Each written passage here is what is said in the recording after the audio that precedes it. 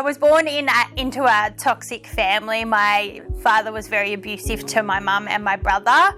We moved around every year. I remember up until year 5 going to a different school every single year, sometimes a different school a couple of times a year. Then my mum got into another relationship when I was about 8, and he sexually abused myself and my brother until I was about 12.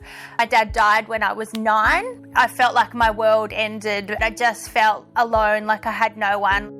So year 11 and 12, I went to boarding school. Boarding school for me was not good. They already all had connections with each other. Yet again, I was an outcast.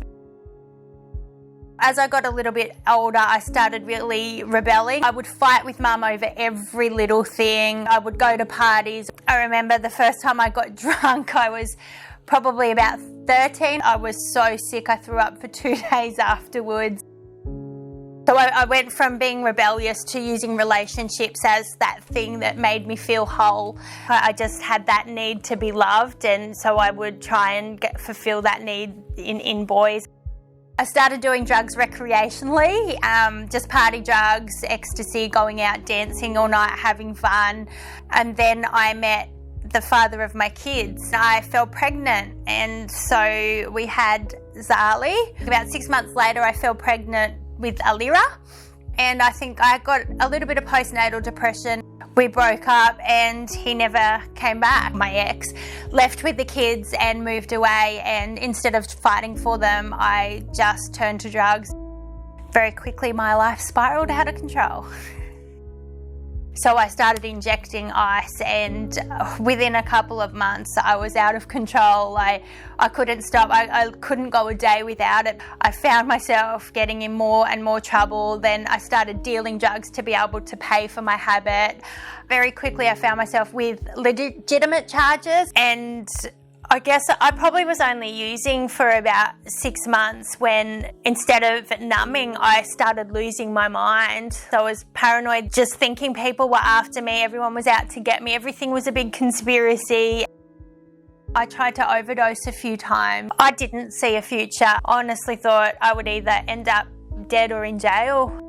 I really hurt a lot of my best friends. I lost, my family, I lost my kids. In the end, because of my addiction, I lost everything.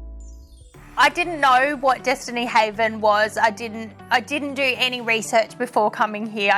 It was just somewhere that I would go, then I would see my kids. I'll never forget the call to Julia. She said, "You sound like a perfect fit for Destiny." And from the moment I got here, I felt safe.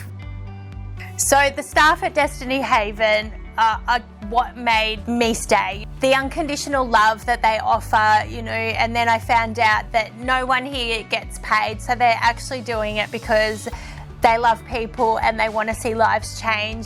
And then everyone here was just so nice, and it had been a long time since I'd been around people that were genuinely nice without wanting something from you. It was a real win for me, like to not actually run from a problem, to sit there and work through it and know that you can work through things. You don't have to just keep running.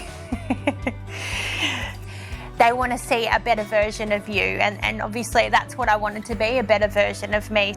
Being at Destiny Haven, I learned that I am enough. I used to prove my worth by doing things, but at Destiny, I was loved even if I wasn't doing anything. The bits of me that I always tried to hide were loved, and I think, when your ugliest bits are loved, it changes how you see and feel about yourself.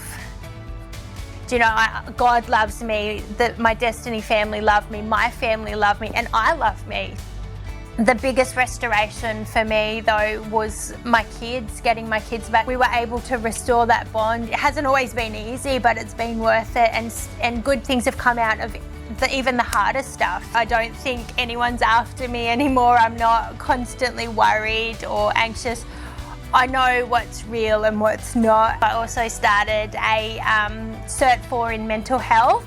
It feels good to actually be proactive and doing things again, that I never thought that I could or would. I did my 12-month internship, and then after my 12-month internship, they asked me to stay on as staff, and I decided to do that. I absolutely love you know, watching girls that come in that are broken just like I was, and, you know, watching their journey to wellness. And I think that's one of the most beautiful things that, you know, not only have I got to do for myself, but, you know, I can take part in other girls going through that journey.